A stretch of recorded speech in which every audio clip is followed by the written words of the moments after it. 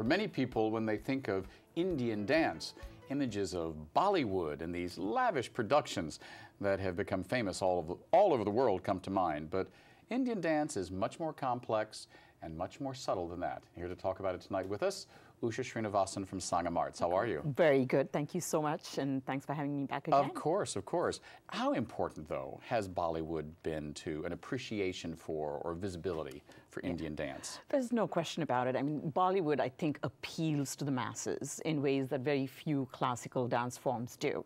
And it's no different, really, from what we see here in the U.S., you know, ballet or opera versus more, pop music or Broadway musicals. So there's always that, and I think Bollywood has put India on the map, and more people now, and I think Bollywood's doing a good job of actually introducing some of the classical elements into their dances, so people get a little whiff for it. But let's not confuse Bollywood with what Indian classical dance is about. Yes. So I mean, so you don't necessarily say, "Oh, that's not what we do." So you're you're happy for it being an entry point. But you want to use it as a jumping-off point to get deeper. Well, yeah, I don't see us necessarily coexisting on the same platform, but what I think is we could learn a few things from Bollywood, right, about what they do to appeal to the masses. There's some things they do with the costumes and stuff which we will never do, because classical dance is classical dance, and there's some things we need to keep sacred. But I think where we can learn from Bollywood is what they've been able to identify what it is that holds people's interest. You look at a Bollywood dance, and even if you don't know the language that the song is in, you're still able to identify with it. It's entrancing. Exactly. And I think there are things about classical arts that are, to some extent, enigmatic. To the people that don't know the language, that don't know the musical system, it can be a little elusive. So what Sangam Arts is trying to do is to kind of figure out how we can broaden the audience, especially in the US, for classical Indian arts. But more than that, really, is to figure out how we can expose our kids from our communities to other classical art forms. Now, Sangam Arts, besides having its own agenda and its own schedule, you are participating in the upcoming San Francisco Ethnic Dance Festival, which this year is very much focused on classical Indian dance. And my understanding is that one of the masters of classical Indian dance is going to be here, perhaps for the last time ever on stage. Yes, that's exactly right. And we're super excited about our inclusion in the Ethnic Dance Festival, which is really a San Francisco institution going on. This is going to be the 36th year.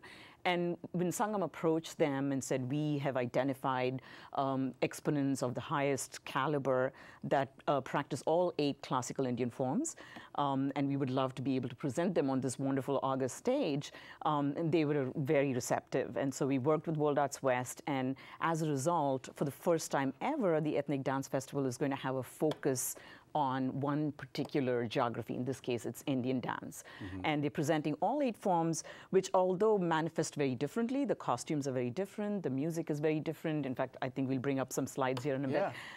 They all trace their roots back to this 2,000-year-old treatise on performing arts.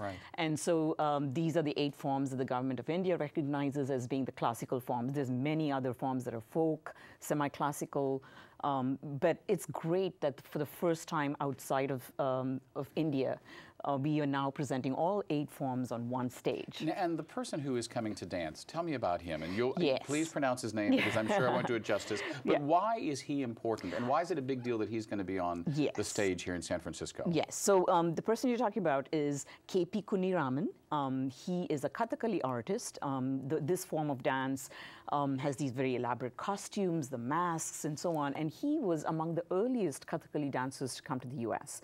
And his wife, Catherine Kuniraman, is a Bharata Natyam dancer, was born and raised in Pennsylvania.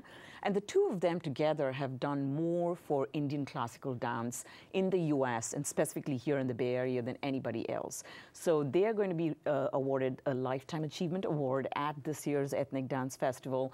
And this 85-year-old gentleman is going to be on stage in full costume, performing the same item he performed in 1978. Over 35 years ago. 35 years ago. I think it was 77 with his wife. And so this time he's performing with somebody else. But I think it brings it back full circle because this is going to be his last performance in the U.S. Because when he does this performance, then he will be retiring back to India. He, in fact, went back to India, and we kind of persuaded him to come back, especially for this festival. So it's especially for those Indian immigrants that were here 30 years ago, and there wasn't a very large cultural scene. This couple really provided so much to them in terms of connecting them back to their roots. And so a lot of people are very excited. It's going to be bittersweet because they know they're not going to see him on stage again. Right. So. Now, besides being someone behind the scenes in Sangam Arts, you yourself are a dancer as well, correct? Yes, I am. And so tell me the dance that you perform and the meaning of the beautiful costumes that are worn, and specifically the one you're wearing today.